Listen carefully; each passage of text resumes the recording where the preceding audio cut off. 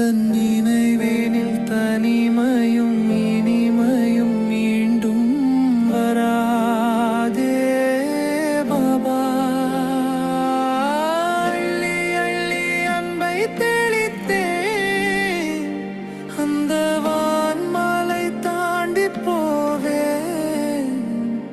உந்தன் நினைவேனில் தனிமையும் இனிமையும் மீண்டும் வராதே பாபா.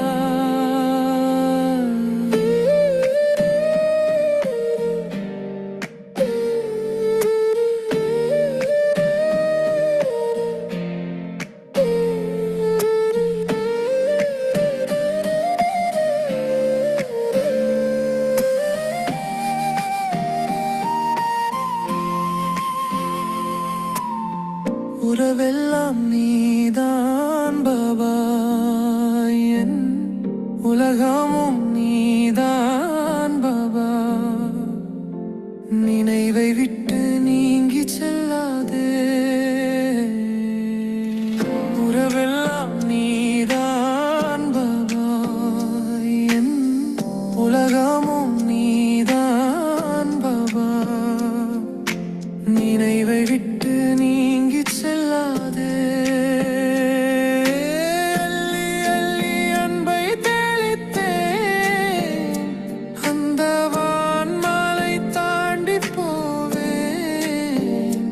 உந்தன் நினைவினில் தனிமையும் இனிமையும் மீண்டும் வராதே பாபா. உந்தன் நினைவினில் தனிமையும் இனிமையும் மீண்டும் வராதே பாபா.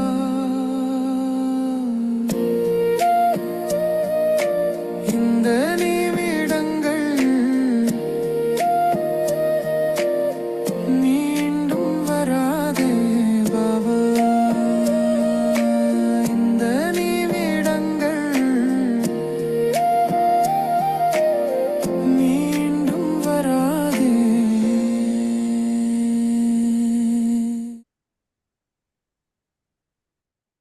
பாபாவுடைய சக்கார் முழுவி பாபா நமக்கு இன்னைக்கு டைட்டில் கொடுக்கிறாரு, ராஜரிஷி. ராஜரிஷியாக இருந்து பூஜைக்க தகுதி வாய்ந்தவர்கள் ஆகிறதுக்கு என்ன முயற்சி?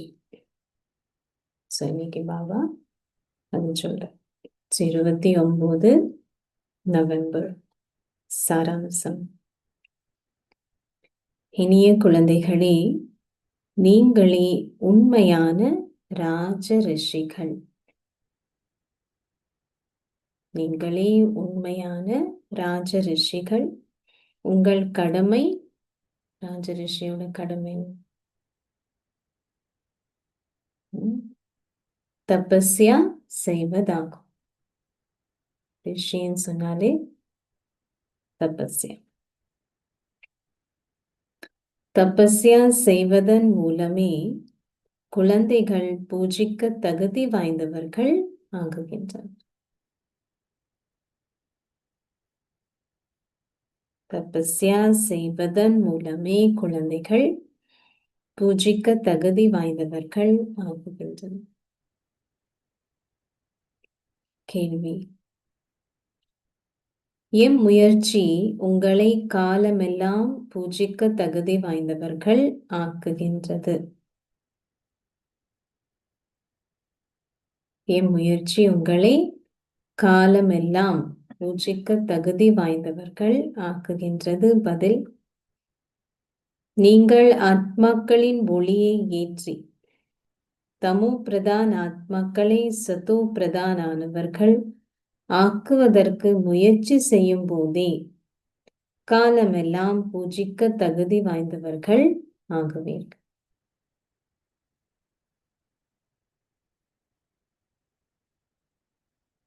இந்நேரத்தில் கவன ஈனமாக இருந்து தவறுகள் செய்பவர்கள் அதிகளவு அழுவார்கள்.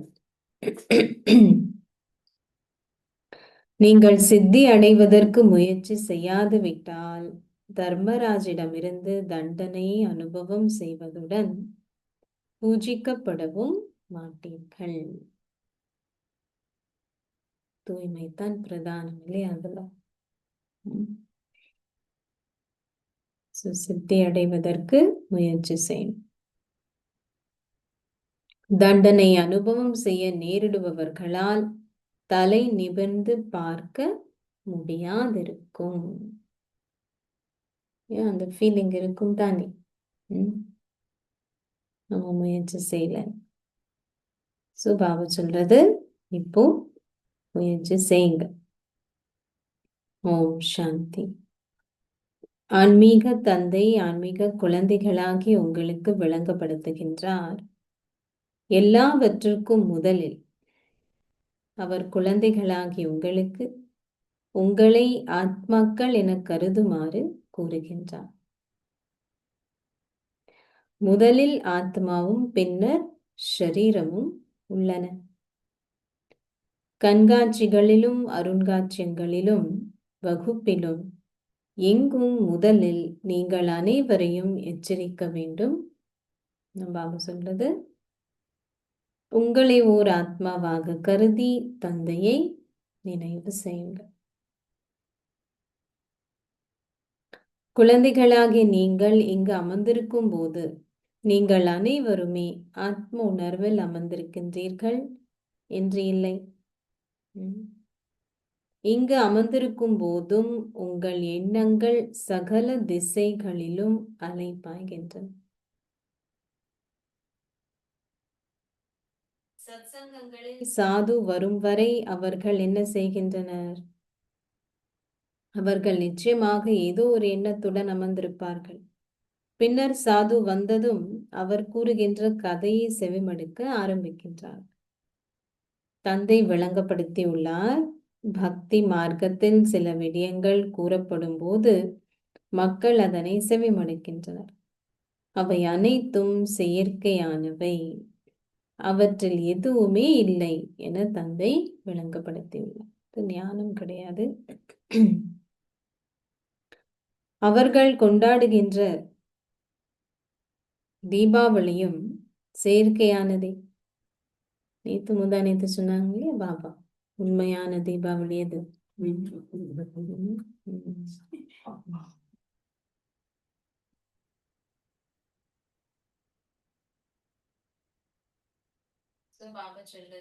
மூன்றாவது ஞான கண்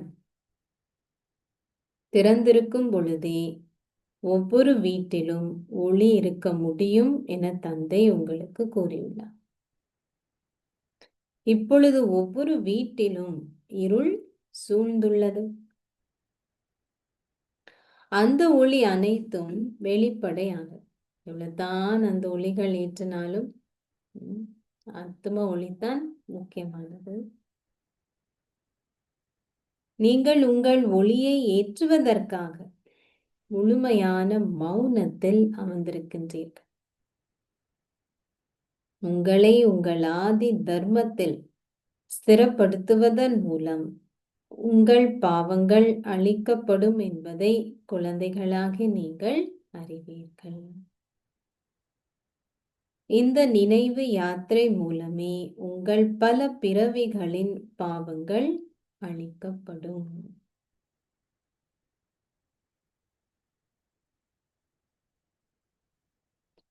அழகா சொல்றாரு, உங்களை உங்கள் ஆதி தர்மத்தில் ஸ்திரப்படுத்துவதன் மூலம் உங்கள் பாவங்கள் அழிக்கப்படும் என்பதை குழந்தைகளாக நீங்கள் அறிவீர்கள். இந்த நினைவு யாத்திரை மூலமே உங்கள் பல பிறவிகளின் பாவங்கள் அழிக்கப்படும். ஃபர்ஸ்ட் நம்மளுடைய ஆதி தர்மத்துல நிலைத்திருக்கும், அதுக்கப்புறம் நினைவு யாத்திரை. ஆத்மாக்களின் ஒளி அணைந்து விட்டது. சக்திக்கான பெட்ரோல் முழுவதும் பயன்படுத்தப்பட்டு விட்டது. முழு ஜேர்னி நம்ம கடந்து வந்துட்டோம். பெட்ரோல் திரும்பி ஏத்தணும். இப்பொழுது ஆத்மாக்களாகிய நீங்கள் தூய்மையாகும் போது மீண்டும் நிரப்பப்படுவீர்கள். பகலுக்கும் இரவுக்கும் இடையிலான வேறுபாடு உள்ளது. மக்கள் இப்பொழுது லக்ஷ்மியை அதிக அளவில் வழிபடுகின்றனர். லக்ஷ்மியா சரஸ்வதி மாதாவா மகத்தானவர் என சில குழந்தைகள் எழுதி வினவுகின்றனர். யாரு? லக்ஷ்மியா சரஸ்வதியா? சரஸ்வதி. பாபா சொல்றது, லக்ஷ்மி ஸ்ரீ நாராயணன் ஒருவருக்கே சொந்தமானவர். அவர்கள் மகாலட்சுமியை வழிபடும் போது அவரை 4 கரங்களுடன் காட்டுகின்றனர்.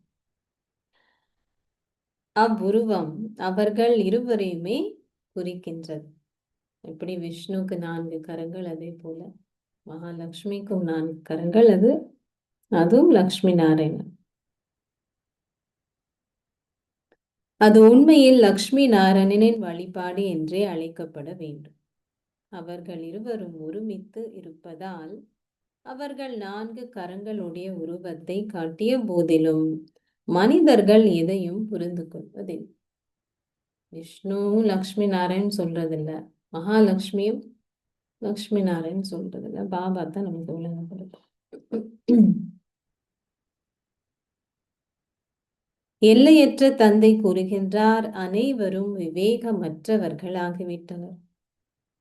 ஒரு லௌகீக தந்தை முழு உலகிலும் உள்ள குழந்தைகளை விவேகமற்றவர்கள் என கூறுவாரா?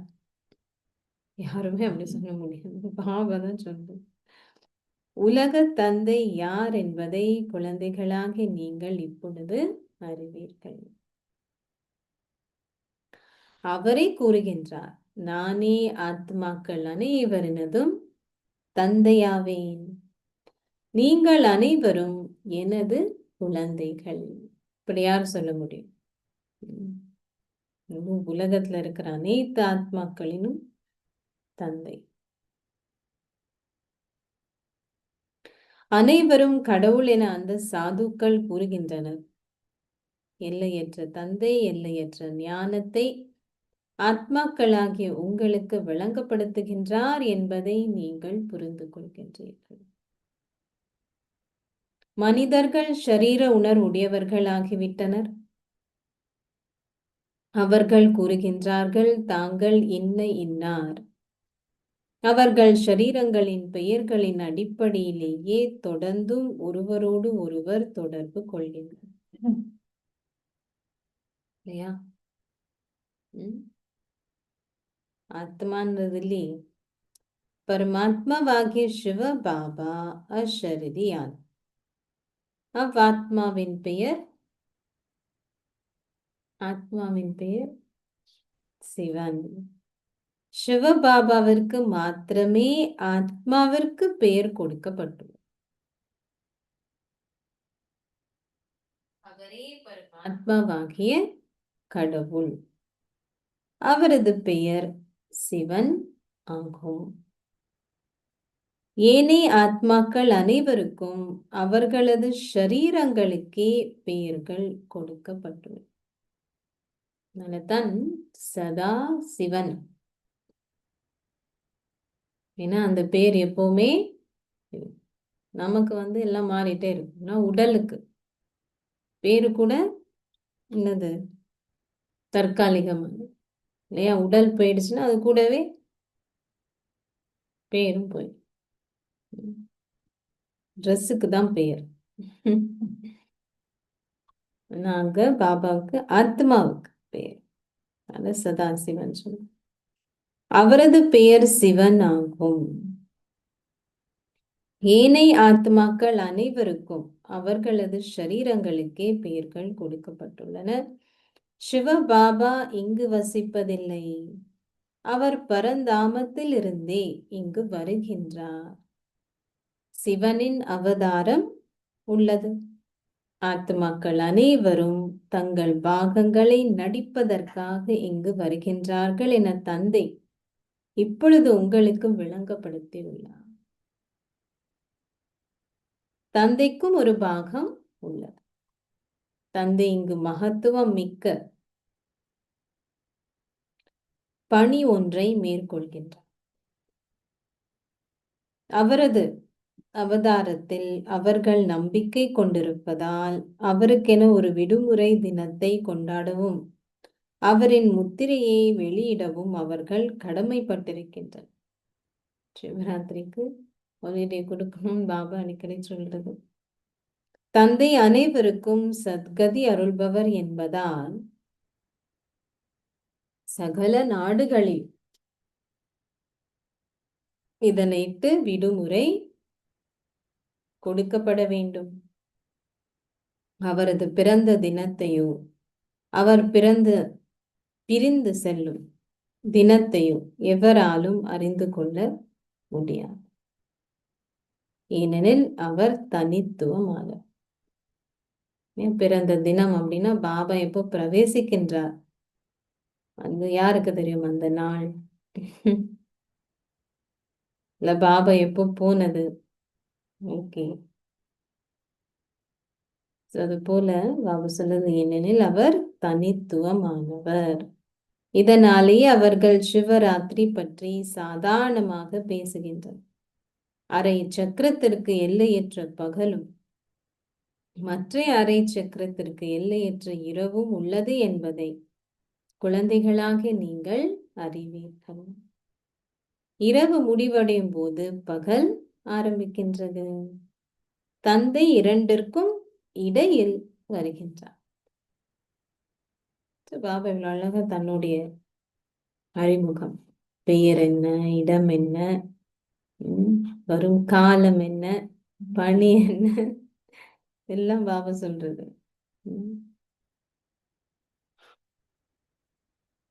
இதுவே மிக சரியான நேரமாகும். ஒரு குழந்தை பிறக்கும் போது அது மாநகர சபையில் பதிவேட்டில் பதிவு செய்யப்படுகின்றது. 6 நாட்களின் பின்னர் குழந்தைக்கு பெயர் சூட்டப்படுகின்றது. அது பெயர் சூட்டு விழா எனப்படுகின்றது. சிலர் அதனை சத்தி 6வது நாள் விழா என அழைக்கின்றனர். பல மொழிகள் உள்ளன. அவர்கள் லக்ஷ்மியை வழிபடும் போது வான வேடிக்கைகள் போன்றவை இருக்கும். நீங்கள் அவர்களிடம் வினவ முடியும், நீங்கள் லக்ஷ்மியின் பண்டிகை கொண்டாடுகின்றீர்கள், ஆனால் அவர் எப்பொழுது சிம்மாசனத்தில் அமர்ந்தார்?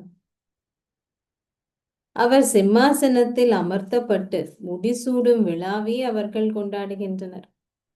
அவரது பிறந்த தினத்தை அவர்கள் கொண்டாடுவதில்லை.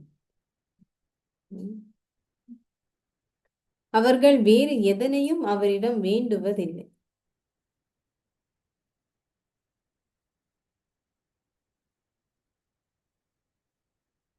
அவரிடம் செல்வத்தை வேண்டுகின்றனர். அவர்கள் வேறு எதனையும் அவர்கள் லக்ஷ்மியின் படத்தை ஒரு தட்டில் வைத்து அவரிடம் செல்வத்தை வேண்டுகின்றனர்.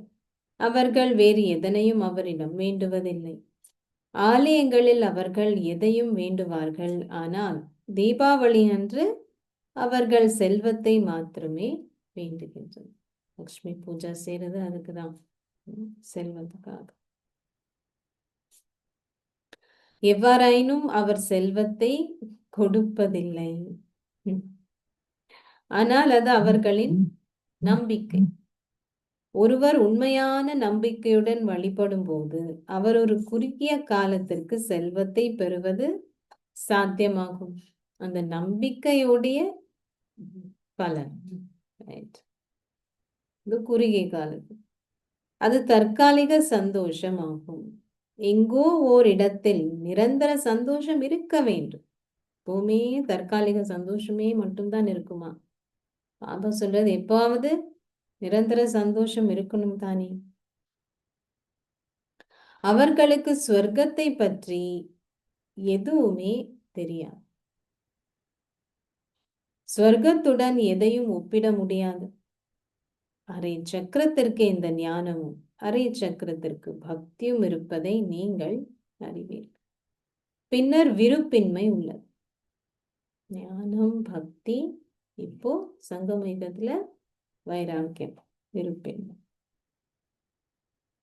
இவ்வுலகம் பழையதும் அழுக்கானதும் என்றும் அதனால் புதிய உலகம் நிச்சயமாக தேவை என்றும் உங்களுக்கு விளங்கப்படுத்தப்பட்டுள்ளது.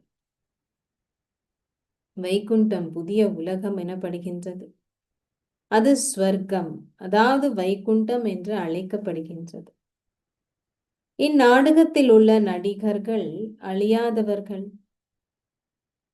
ஆத்மாக்களாகிய நீங்கள் எவ்வாறு உங்கள் பாகத்தை நடிக்கின்றீர்கள் என்பதை குழந்தைகளாகி நீங்கள் இப்பொழுது அறிந்துள்ளீர்கள்.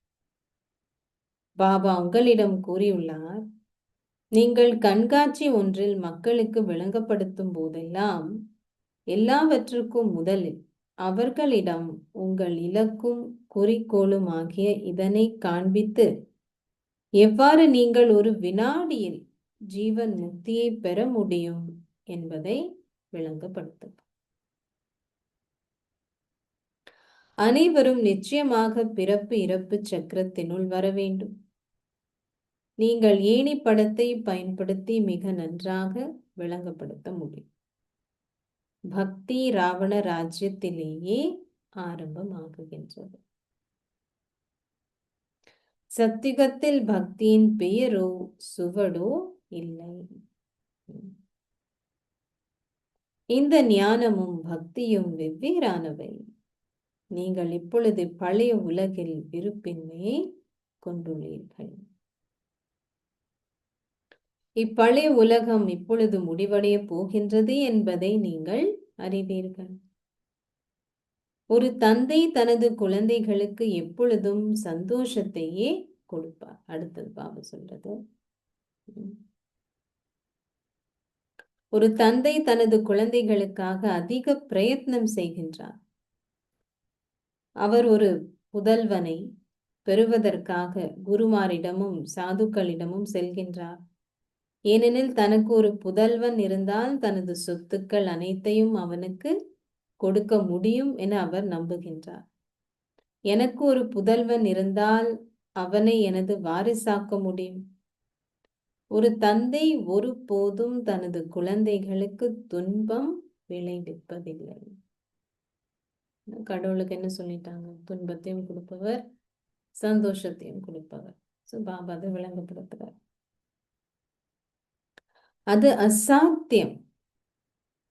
நீங்கள் தாயையும் தந்தையும் அழைத்து அழுதீர்கள். எனவே ஆன்மீக தந்தை குழந்தைகளாகிய உங்களுக்கு சந்தோஷத்திற்கான பாதையை காட்டுகின்றார். ஒரே ஒரு தந்தையே சந்தோஷத்தை கொடுக்கின்றார். ஆன்மீக தந்தையே துன்பத்தை நீக்கி சந்தோஷத்தை அருள்பவர். இந்த விநாசமும் சந்தோஷத்தை ஏற்படுத்துவதற்கே ஆகும். சில பேர் கேட்கறது தானே. இந்த விநாசமும் அவசியம். எதுக்காக? சந்தோஷம்.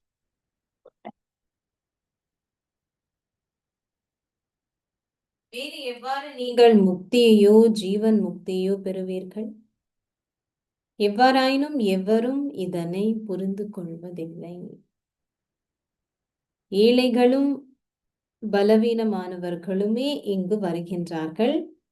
ஏனெனில் அவர்களால் மாத்திரமே தாங்கள் ஆத்மாக்கள் என்ற நம்பிக்கையை கொண்டிருக்க முடியும்.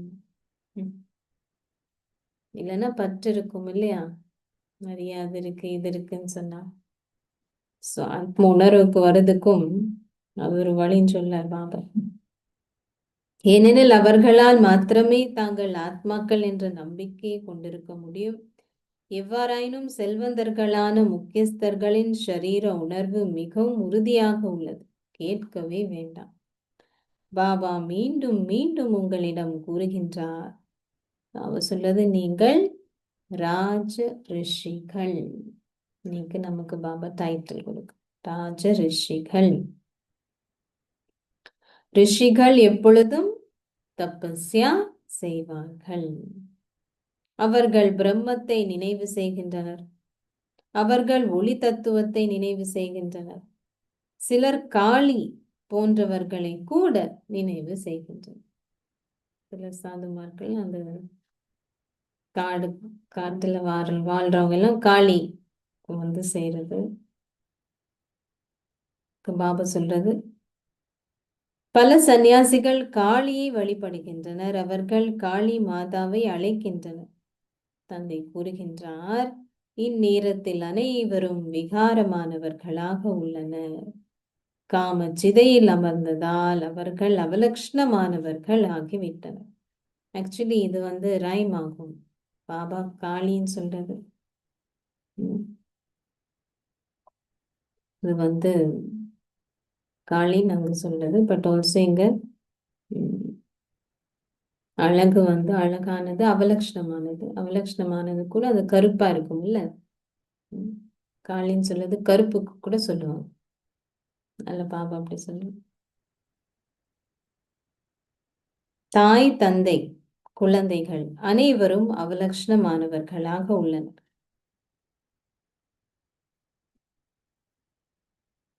இது ஒரு எல்லையற்ற விடயம். சத்தியுகத்தில் எவரும் அவலக்ஷ்ணமானவர்கள் அல்ல, அனைவரும் அழகானவர்கள். நீங்கள் எப்பொழுது மீண்டும் அவலக்ஷ்ணமானவர்கள் ஆகினீர்கள் என தந்தை குழந்தைகளாகிய உங்களுக்கு விளங்கப்படுத்துகின்றார். நீங்கள் முற்றிலும் அவலக்ஷ்ணமானவர்கள் ஆகும் வரை படிப்படியாக மென்மேலும் தூய்மையற்றவர்கள் ஆகினீர்கள். பாபா இப்ப நம்மள என்ன ஆக்குறாரு? அழகானவர்.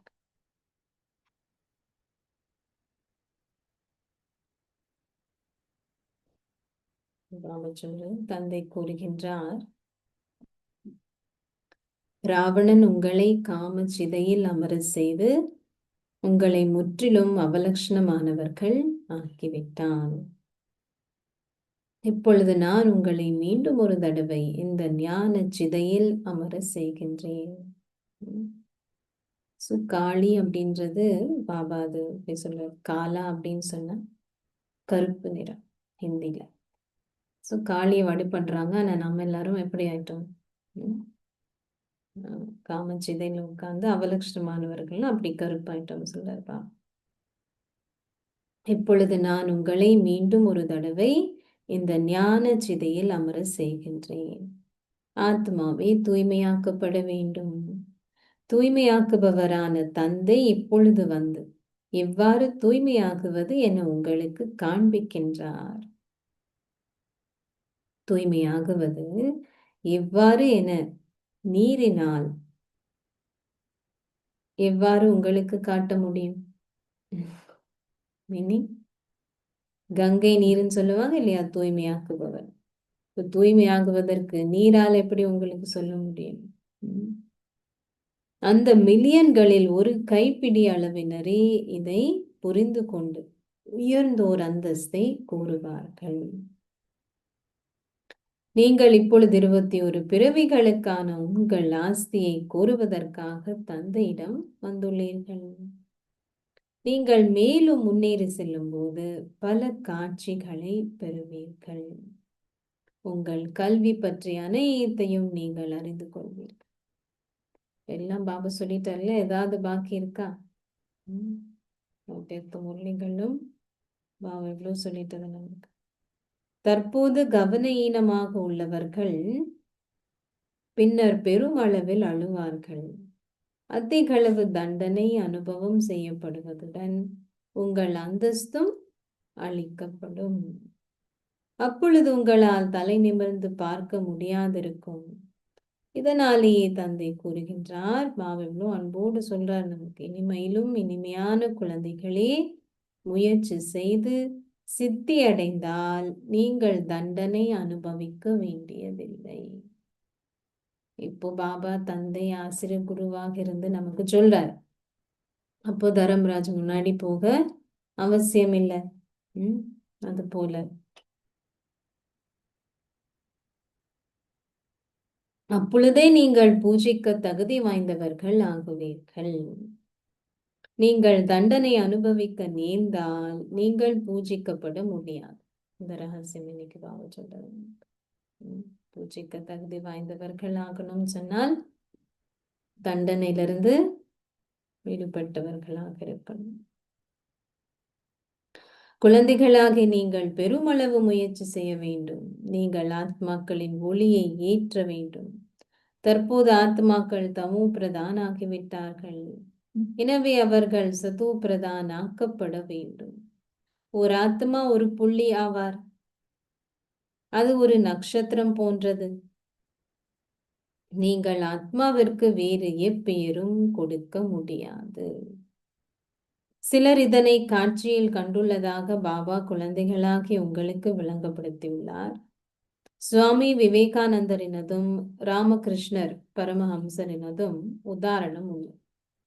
அவர் மற்றவரிலிருந்து ஒளி வெளிவருவதை கண்டார். எனவே அது ஓர் ஆத்மாவாகவே இருந்திருக்க வேண்டும்.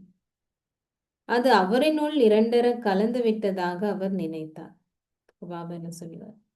ஒரு ஆத்மா எவரின் உள்ளும் வந்து இரண்டர கலக்க முடியாது.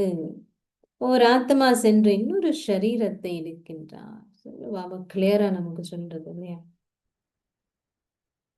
இறுதியில் நீங்கள் இதனை பெருமளவில் காண்பீர்கள். பேருக்கும் ரூபத்திற்கும் அப்பாற்பட்டது எதுவுமே இல்லை. ஆகாயம் வெற்றிடம் எனப்படுகின்றது. எனினும் அதற்கும் ஒரு பெயர் இருக்கவே செய்கின்றது.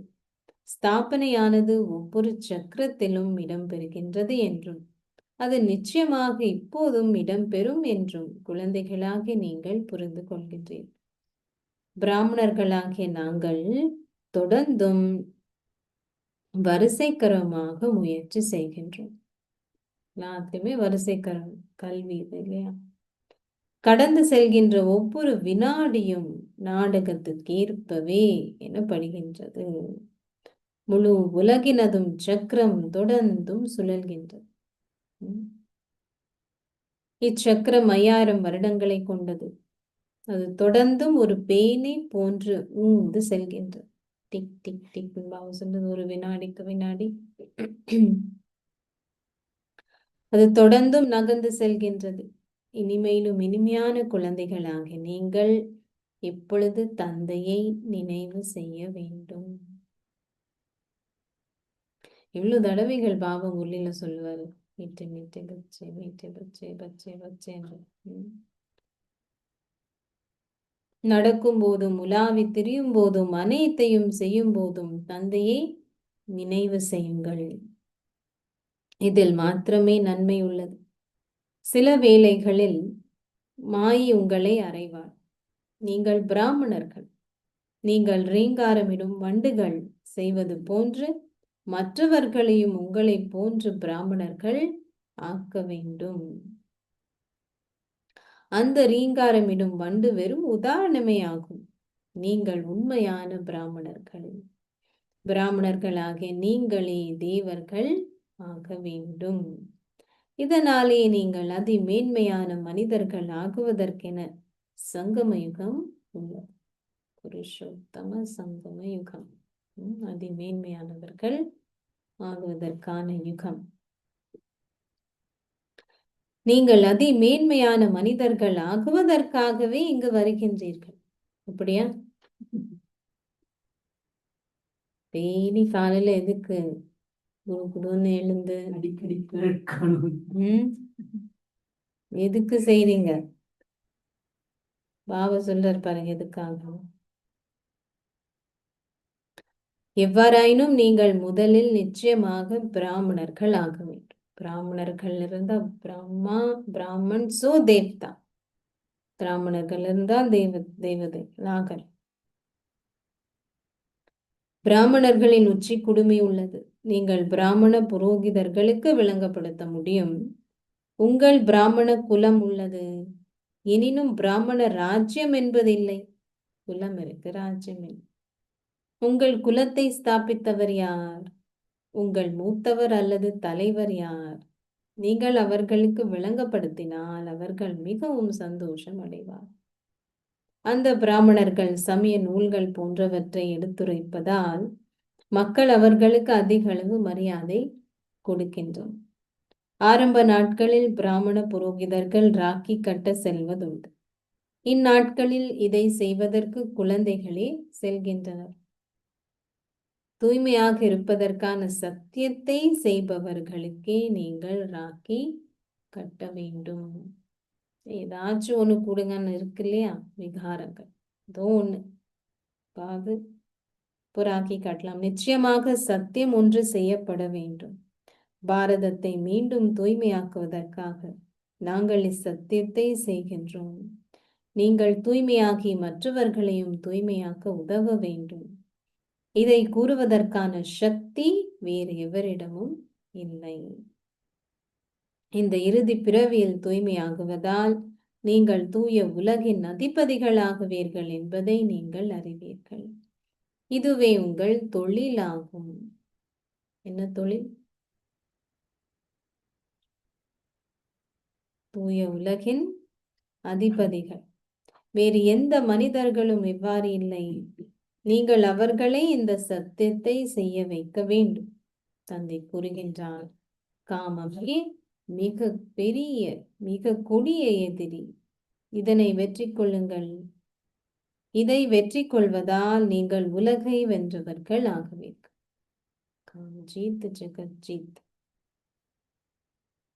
லக்ஷ்மியும் நாராயணனும் நிச்சயமாக தங்கள் முன்னைய பிறவியில் முயற்சி செய்தார்கள். அவ்வாறே அவர்கள் லக்ஷ்மி நாராயணன் ஆகினார்கள். அவர்கள் அந்த அந்தஸ்தை பெறுவதற்காக எத்தகைய முயற்சியை செய்தார்கள் என நீங்கள் மக்களிடம் கூறலாம். லக்ஷ்மி எப்படி அந்த சிம்மாசனத்தை அடைஞ்சது?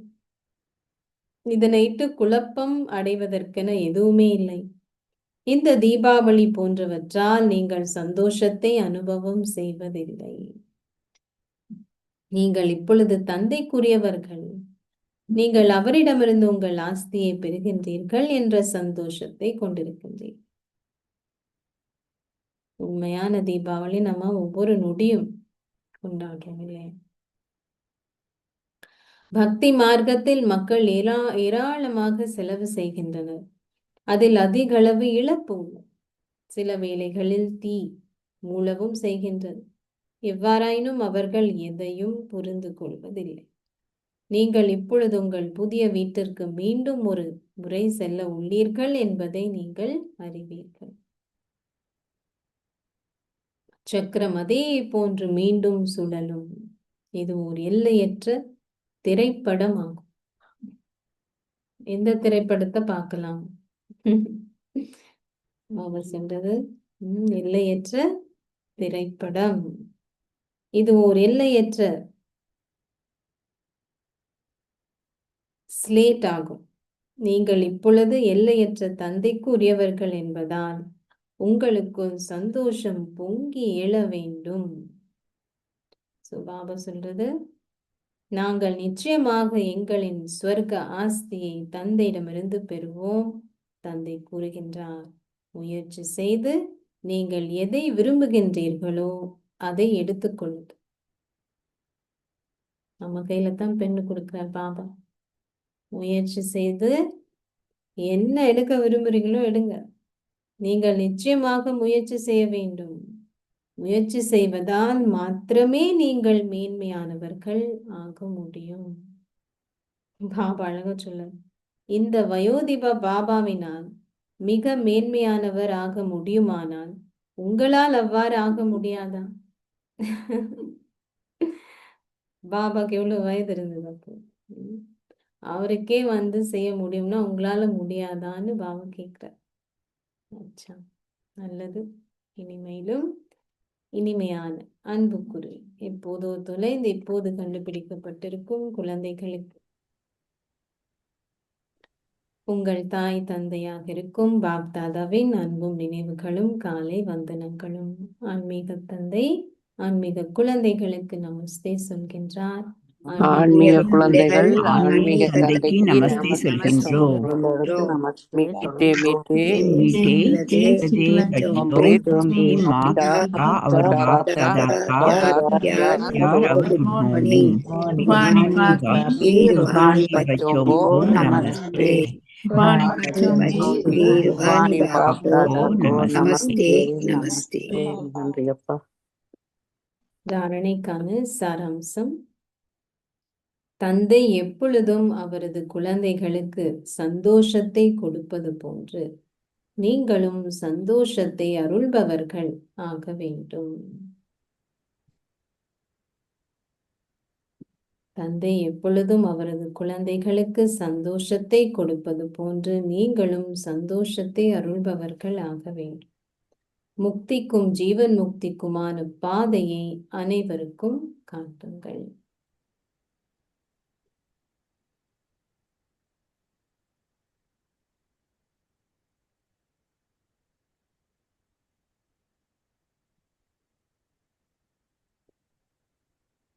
உணர்வுடையவர் ஆகுவதற்கு தபஸ்யா செய்யுங்கள். இந்த அழுக்கான பழைய உலகில் எல்லையற்ற துறவிகள் ஆகுங்கள். ஆத்ம உணர்வுடையவர் ஆகுவதற்கு தபஸ்யா செய்யுங்கள். இந்த அழுக்கான பழைய உலகில் எல்லையற்ற துறவிகள் ஆகுங்கள்.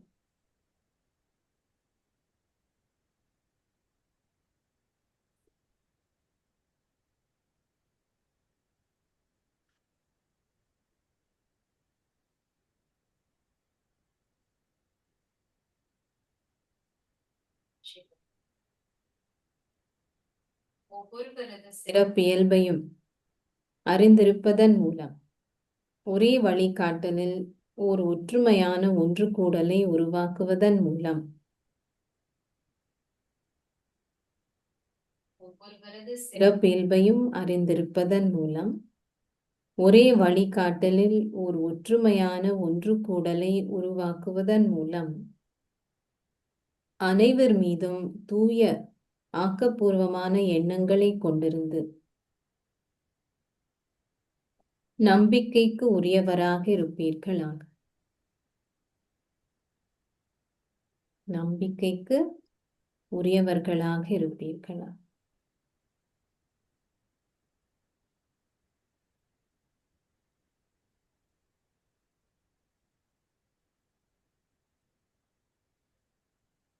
அனுபவத்துக்கேற்ப நீங்கள் ஒவ்வொருவரும் நிச்சயமாக ஏதாவது ஒரு சிறப்பியல்பை பெற்றிருப்பீர்கள்.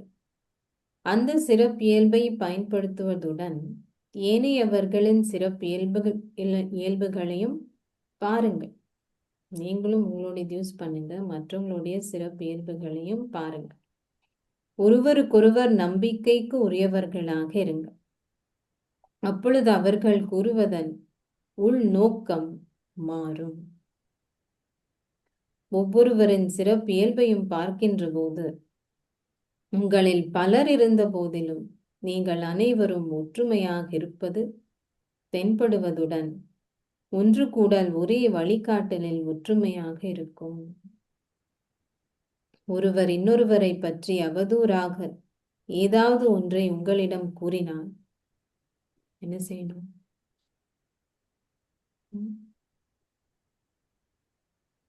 அது மாதிரி யாருமே சொல்றதில்லைதான் நமக்கு. அவருக்கு ஆதரவாக இருப்பதற்கு பதிலாக இதுல ஓம்னு சொல்லக்கூடாது. யார் ஏதாவது சொன்னா அதுக்கு எஸ்ன்னு சொன்னா அப்போ ஆதரவு தானே. அவ்வாறு உங்களிடம் கூறுபவரின் வடிவத்தை மாற்றும் போது நீங்கள் பிறரையிட்டு மீனிங் அவர் சொல்றது ஏத்துக்க கூடாது. அவர் சொல்றதையும் அவரையும் அப்படி பார்க்க கூடாது. அவர்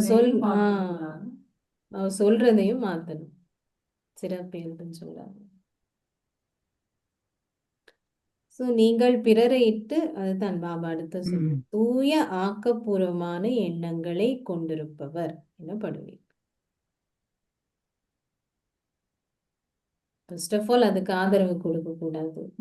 அடுத்தது அவர் சொல்றதும் சரி, அவரையும் சரி, அவருக்கும் என்ன கொடுக்கணும்? தூய ஆக்கப்பூர்வமான எண்ணங்கள் தான் இருக்கு. என்னடா சொன்ன திரும்பி போ. கரெக்டா சொன்னாங்க. என்னடா இப்படி சொல்றாங்களே அப்படின்றது கூட இருக்குது. எனக்கு தாதி சொல்லுவாங்க, லாஸ்ட்ல தாதி சொல்லுவாங்க, ச பச்சே எல்லாருமே நல்லவங்க, எல்லாருமே நல்லவங்க சொல்லுவாங்க. ஒரு ஆக்கள் தங்களோட அந்த ஃபீலிங்ஸ் சொல்லிக்கல, அது வேற விஷயம் இல்லையா? ஆனாலும் நம்ம அவங்களுக்கு என்ன, அவங்க அப்படித்தான் சொல்லி அவங்களுக்கு ஆதரவு கொடுக்க கூடாது இல்லையா? இல்லையா? நம்ம என்ன அதை மாத்துறதுக்கு, அவங்களுடைய ஃபீலிங்ஸை மாத்துறதுக்கு பாபாவுடைய விஷயங்கள், பாபா என்ன சொல்ல, ஞானம் விஷயங்கள் அந்த மாதிரி நம்ம சொல்லணுமே தவிர இன்னும் அந்த நெகட்டிவிட்டி வந்து ஊட்டக்கூடாது. ஸ்லோகம். மேன்மையான எண்ணங்களின் பொக்கிஷமே பிராமண வாழ்வினதும் மேன்மையான வெகுமதியினதும் அடிப்படையாகும். எப்பவுமே நம்ம என்ன செய்யணும்னு தான் பார்க்கணும். நமக்குள்ள எந்த சக்தியை நம்ம கூட்டணும், என்ன அனுபவத்தை கூட்டணும், அதைத்தான் பார்க்கணும். மேன்மையான எண்ணங்களின் பொக்கிஷமே பிராமண வாழ்வினதும் மேன்மையான வெகுமதியினதும் அடிப்படை ஆகும். அவ்வியக்த சமிக்கை. ஷரீரமற்ற ஸ்திதியின் பயிற்சியை அதிகரியுங்கள். அஷரீரி மற்றும் விதை. ஒரு வினாடியில் ஷரீரமற்றவர் ஆகும் பயிற்சியை கொண்டிருக்காது விட்டால் இறுதி கணங்கள் போராடுவதிலேயே கழியும். ஒரு செகண்ட் தான் இருக்குமா, அது ஒரு செகண்ட்ல பாஸ் பண்ணணுமே. நீங்கள் எதிலெல்லாம் பலவீனமாக இருக்கின்றீர்களோ அது உங்கள் சுபாவமாகவோ பிறருடன் நீங்கள் கொண்டிருக்கின்ற உறவுகளிலோ உங்கள் எண்ணங்களின் சக்தியிலோ மனோபாவத்திலோ அல்லது சூழலின் ஆதிக்கத்திலோ ஆக இருக்கலாம். எதில் நீங்கள் பலவீனமாக இருக்கின்றீர்களோ அதில் மாயை இறுதி தாளின் போது உங்களை பரிசித்து பார்ப்பாள். அதுலதான் பேப்பர் வரும். எல்லாருக்கும் வேற மாதிரி வடிவத்துல எதுல பலவீனமாக இருக்குமோ அதுலதான் வரும். அதனால இதுல எல்லாம் காப்பி பண்ண முடியாது. பாபாவை தான் காப்பி பண்ணலாம். ஆகையால் சரீரமற்றவர் ஆகுகின்ற பயிற்சியே மிக பிரதானமானது. இப்ப எல்லா கணக்கும் முடிச்சிருக்கணும். முடிச்சு பவர்ஃபுல்லா இருக்கும் பொழுதுதான் பாஸ் ஆகலாம். முரளியில கடைசியில பாபா சொன்னது இங்கிலீஷ்ல சொல்லியிருக்காரு. திரைப்படம், இது ஓர் எல்லையற்ற திரைப்படம், பிலிம். பாபா சொன்னது இது ஓர் எல்லையற்ற ஸ்லைட் ஆகும். பிலிம் அண்ட் ஸ்லைடு பாபா இங்கிலீஷ்ல சொன்ன. இந்த ஸ்லைட்ஸ் இருக்கும் இல்லையா, அந்த ப்ரொஜெக்டர்ல ஸ்லைட்ஸ் போல பிலிமும் ஸ்லைடும் இங்கிலீஷ்ல பாபா சொன்ன. சாந்தி. இன்னைக்கு பாபா முயற்சி முயற்சி முயற்சி, இந்த மாதிரி முயற்சி செய்யணும். ராஜ ரிஷி போல இருந்து ಸ್ಥಿತಿಗೆ ಸ್ಥಿರಪಡುತ್ತದೆ. ಋಷಿ ಅಂದ ತಪಸ್ಯ, ರಾಜ ಅಂದ ಸ್ವೀಯ ರಾಜ್ಯಕ್ಕೆ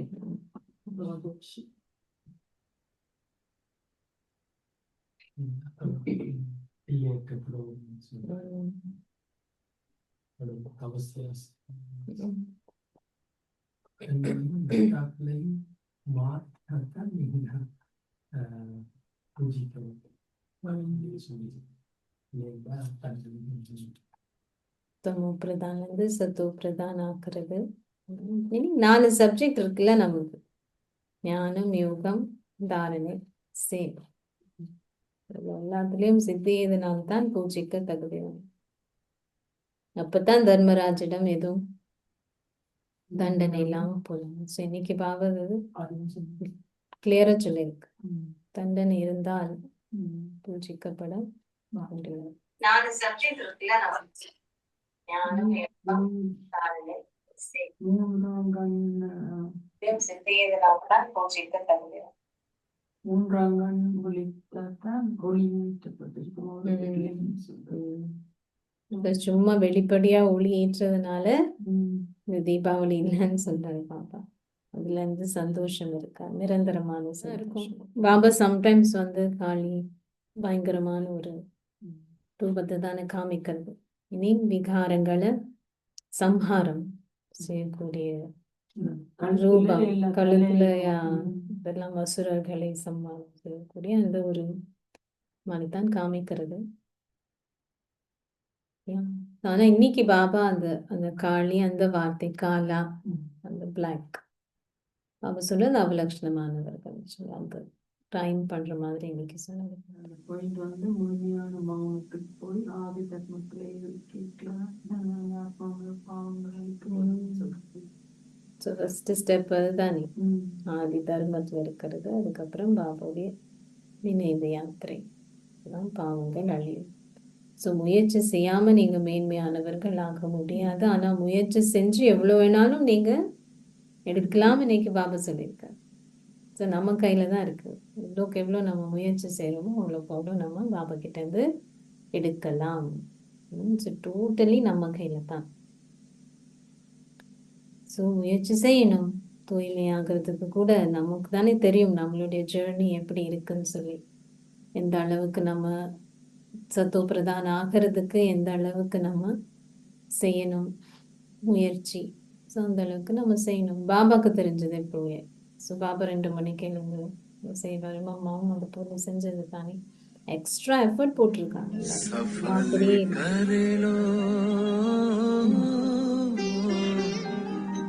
எக்ஸ்ட்ரா எஃபர்ட் போட்டு தான் வந்து ஆனது. யாருமே வந்து எஃபர்ட் இல்லாமன்னு சொல்லவே முடியாது. எல்லாருமே அதுக்கு தகுந்த மாதிரி எஃபர்ட் போட்டிருக்காங்க. அவ்வளோ டெஸ்ட் பேப்பர் வந்திருக்கு முன்னாடி. இல்லை எல்லாருக்குமே வந்து ஸோ ஈஸியா அப்படின்னு அப்படி தெரியுது நமக்கு. ஏன் அப்படி தெரியுதுன்னா அவ்வளோ அவங்க எதுவுமே பிராமண வாழ்க்கைக்கு வந்ததுக்கு அப்புறம் கூட நம்ம எந்த பாவங்களும் செய்யாம, பாபா சொல்ற லீக்கேஜ் எதுவும் இல்லாம தொடர்ந்து மேரும் கலையிலேயே இருந்துட்டேன்னா அதனால ஈஸியா தானே தெரியும் அது. பிகாஸ் பாபா சொல்லார் உங்களுக்கு வர்றது எல்லாமே எனக்கு வந்திருக்குன்னு சொல்றாரு பாபா. புயல் ஃபர்ஸ்ட், பட் சக்தி யோகம் செஞ்சு அந்த சக்தி எடுத்து ஈஸியா கடந்துப்போம். ஸோ நம்மளும் அப்படி செய்யணும். ஸோ அதுக்கு முயற்சி செய்யணும். எக்ஸ்ட்ரா எஃபர்ட் எவ்வளோக்கு எவ்வளோ செய்கிறோமோ அவ்வளோக்கு அவ்வளோ நமக்கும் ஈஸியா அது ஈஸி ஆயிட்டே வரும். சக்தி எடுக்கணும் பாபா கிட்ட. சக்தி எடுக்க எடுக்க ஈஸியா நமக்கு வந்து